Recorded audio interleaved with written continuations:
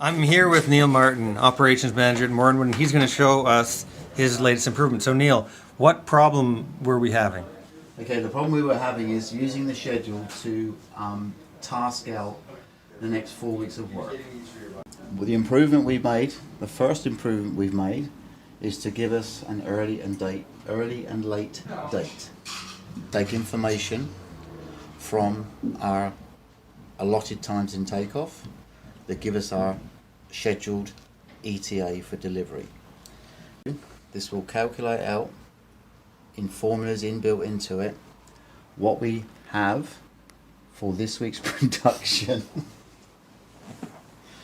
and what we have left over from last week's production. And it will calculate how many men we require in the shop to complete all the tasks on the list. An Easter egg.